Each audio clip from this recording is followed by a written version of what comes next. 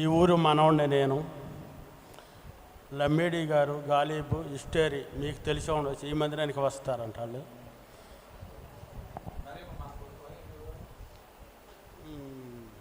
మహాలక్ష్మి, చిన్న మహాలక్ష్మి, లమ్మేడి చెల్లి.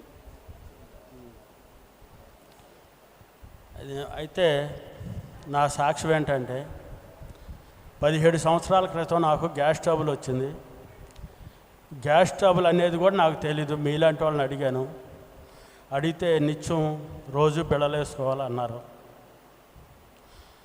దేవుడు గొప్పవాడు, అద్భుతమైన ఆశ్చర్యకార్యాలు చేస్తున్నాడు, సాక్ష్యాలు వాక్యాలు అంటున్నాం. నాకైతే ప్రార్థన అనుభవం లేదు, కానీ విశ్వాసం అయితే ఉంది. దేవుణ్ణి వాగ్దానం అడుక్కున్నా, అయ్యా నేనైతే ఆ ట్యాబ్లెట్ వేసుకోను, ఇంజక్షన్ చేసుకోను, నీ సిద్ధమైతే తగ్గించిన ఆయన అనుకున్నా. నెల 15 రోజులు ఎక్కువైంది కానీ తగ్గల. మళ్ళీ దేవుణ్ణి మళ్ళీ అడిగా, నువ్వు తగ్గితే నీ సన్నిధిలో నీ సాక్షి బిడ్డగా వాడుకో, లేదంటావా డైరెక్ట్ పరలోక రాజ్యాన్ని చేర్చుకో, నేనైతే మాట తప్పను అని వాగ్దానం చేసుకున్నా. దేవుడు ఈ 17 సంవత్సరాల మట్టి ఇంజక్షన్తో ట్యాబ్లెట్తో పని లేకుండా సంపూర్ణమైన ఆరోగ్యం ఇచ్చాడు. దేవుని నామనికే మహిమ.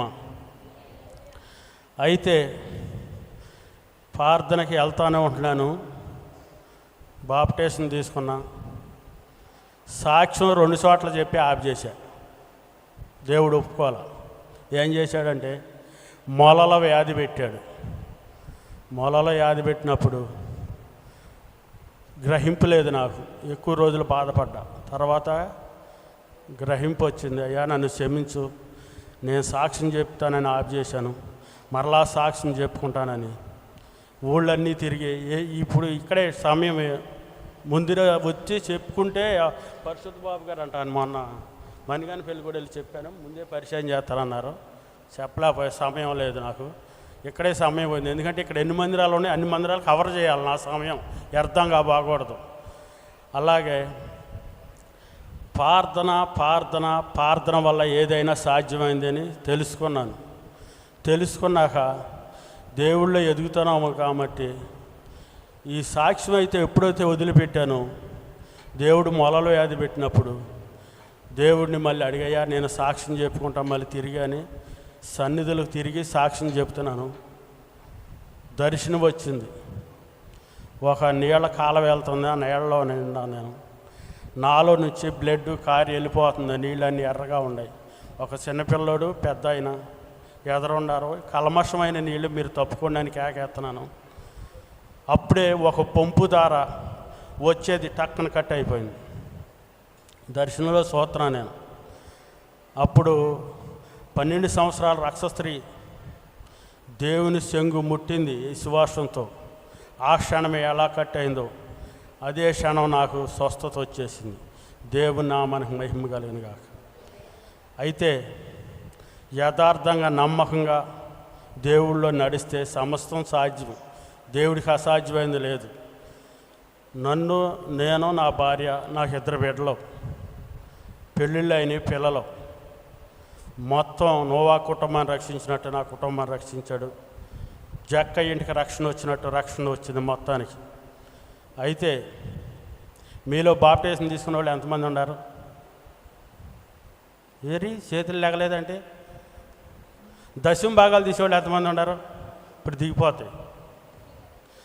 దశమ భాగంలో అని ఉంది ఈ మర్మం. ప్రతి వాళ్ళు దశమ భాగం తీయటం నేర్చుకోండి. ఎందుకంటే దాని ప్రతిఫలం నేను చూసా. తీసుకొని వాళ్ళు ఉంటే త్వరగా తీసుకోండి. ఎందుకంటే ఇవాళ మందే రేపు మందో కాదో, తర్వాత ఏడకి వెళ్తామో అర్థం చేసుకోండి. మీకు అన్నీ బైబిల్ అక్షరం దిగని చెప్పేయగలరు. అయితే నిత్యం ప్రార్థన ఎలా చేయాలంటే నేను నేర్చుకున్న విధానం ఏంటంటే, సాయంకాలం డ్యూటీకి వెళ్ళి వస్తా. 10ంటికి దిగానంటే స్నానం చేసి ప్రార్థనలో కూకుంటే గంట ప్రార్థన చేసుకొని స్తుతి ఆరాధన పెట్టుకుంటాం.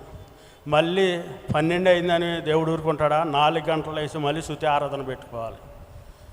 అప్పుడు కళల ద్వారా, స్వప్నాల ద్వారా, దర్శనాల ద్వారా, వాక్యంతో, స్వరంతో పేరు పెట్టి ముచ్చటించే లోపాల దోషాలుంటాయి బయలుపరుస్తాడు, శోధనలన్నీ తొలగిస్తాడు. ఆయన నామానికి మహిమ. నిత్యం ఆరాధించేటప్పుడు దినదినము మనకి దేవుడికి కలెక్షన్ ఉంటుంది. ఆ కలెక్షన్ ఏంటంటే దర్శనం. ఆ దర్శనాలు చూసుకొని దర్శనాలకు ఆహారంగా నడతాం నాకు అనుభవం. మీకులాగా ఈ బైబిల్లో అక్షరం కూడా నాకు తెలియదు. దర్శనాన్ని చూసుకొని వాక్యాలంట, పోల్లో సాక్ష్యాల వాక్యాలంట, ఇంతకన్నా ఎక్కువ నాకు తెలీదు. అయితే నమ్మకంగా జీవిస్తే సమస్తం సాధ్యం అని దేవుడు తెలియపరిచాడు. కాబట్టి నేను 5 రూపాయలు దశమ భాగం తీసేవాడిని. అంటే 50 రూపాయలు నాకు కూలి వచ్చినప్పుడు 5 రూపాయలు దశమ భాగం తీసేవాడిని.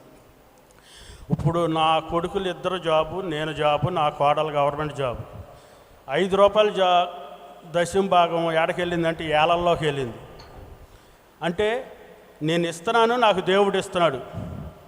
మనం మాట ఒకటి ఒడంబడిక చేసుకున్నామంటే అది వెనక్కి తిరిగిందంటే, మనం తిరిగామంటే మనకి శ్రమలు మొదలవుతాయి.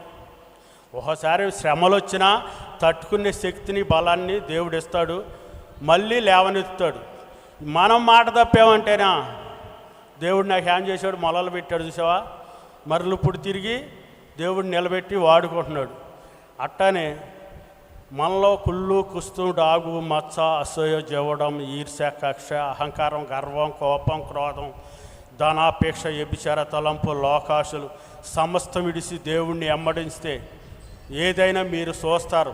నేను సాక్ష్యం చెప్పేది ఏంటంటే, యథార్థంగా నమ్మకంగా దేవుడికి ఇష్టంగా నడితే ఆయన చెప్పింది అలా చేస్తే సమస్తం సాధ్యమని నేను రుచి చూశాను.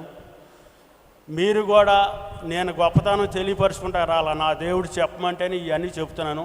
మీరు కూడా అదే రకంగా నడితే దేవుడు మనకి ఏం కావాలో ఈవులన్నీ ఇస్తాడు. ఇదే నా చిన్న సాక్ష్యం. దేవుడు దీవించిన కాక.